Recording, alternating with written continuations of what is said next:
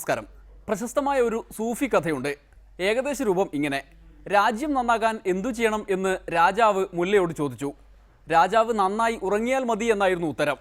താൻ എത്ര നേരം ഉറങ്ങണമെന്നായി രാജാവ്. മുഴുവൻ സമയം ഉറങ്ങിയാൽ അത്രയും നല്ലത് എന്ന് മുല്ല.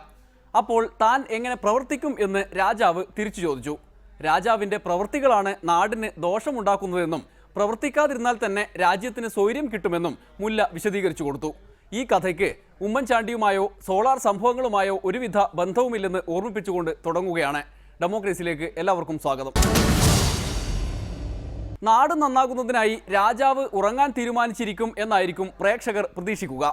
എന്നാൽ സരിത ഉന്നയിച്ച കോഴയാരോപണത്തിന്മേൽ FIR തന്നെ രജിസ്റ്റർ ചെയ്യണമെന്ന് തൃശൂർ വിജിലൻസ് കോടതി വിധിച്ച ദിവസമാണ് ഇത് എന്ന് ഓർക്കണം.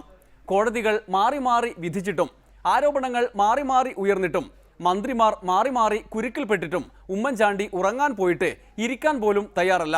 ബാക്കിയുള്ള മാസങ്ങൾ കൂടി ഭരിച്ചിട്ടേ മടങ്ങൂ എന്നാണ് തീരുമാനം. എന്തായാലും സോളാർ കേസ് അടക്കം ഉമ്മൻചാണ്ടിക്കെതിരായ ആരോപണങ്ങൾ ഉന്നയിക്കാൻ തെളിവെവിടെ എന്ന് അന്വേഷിക്കുന്ന ഒരു ഗ്രൂപ്പ് സംഘം തന്നെ പ്രവർത്തിച്ച് തുടങ്ങിയിട്ടുണ്ടത്രേ.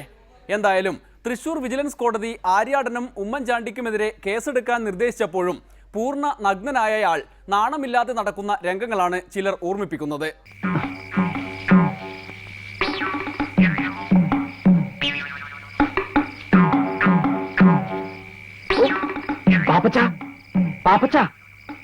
ആരാ നിന്റെ കാലൻ ഒന്നിറക്കി വാ.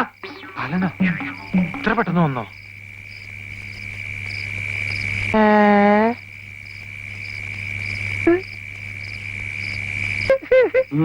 സൂപ്പർ ആയിട്ടാ. നിന്നെ ഈ വേഷത്തിൽ കണ്ടപ്പോൾ എനിക്കൊരു ഐഡിയ തോന്നിയത്, നിന്നെ നായകനാക്കിട്ട് ആദിവാസി നാടകം എഴുതിയാലോ എന്ന്. എന്റെ വായിലേക്ക് കേൾക്കരുത്, എപ്പോഴും മുണ്ടെടുത്തോടാ.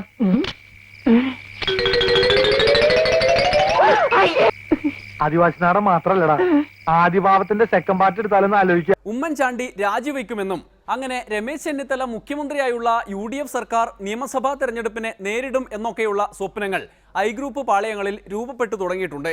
നേതൃമാറ്റമോ മന്ത്രിസഭ പിരിച്ചുവിടലോ എന്ന സാധാരണ പരിപാടി നടപ്പാക്കാനാണത്രേ ചെന്നിത്തലയുടെ നീക്കം. എന്തായാലും